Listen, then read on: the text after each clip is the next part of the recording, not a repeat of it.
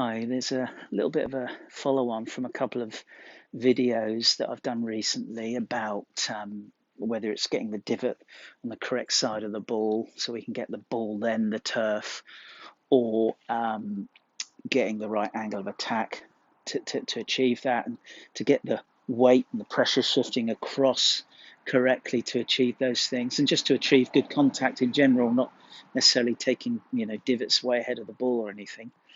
Um, I think the most important thing then when we're talking about people that feel like they fall back with their weight,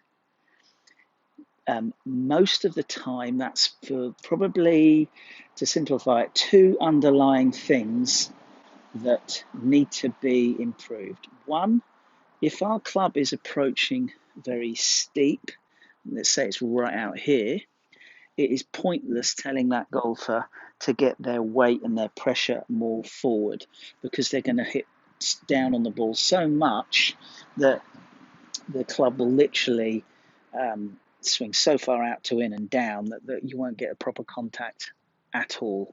So that player, before they learn to get their weight shifting across, would need to make sure that their downswing, their club was approaching on a nice, shallow, more correct plane.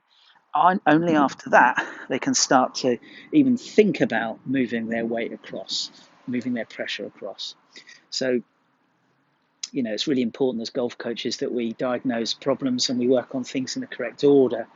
If done in the wrong order, it can make you a million times worse. And that's why some people watch YouTube or social media.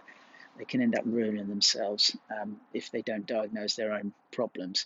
The second one would be maybe the fact that their club face was so closed in this sort of position here that they are leaning back to try and get loft.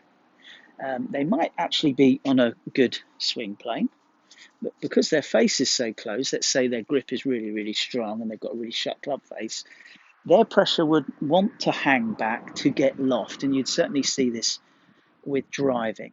So the two key areas to make sure that you've got covered before you start trying to work on things like pressure shift to get the strike more crisp.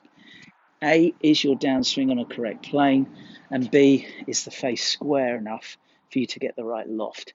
If it's closed, you're going to have to hang back to try and increase it. So hope this helps on answering a few questions on why you might be struggling to make it work to get your weight and your pressure forward, to get that beautiful pro strike.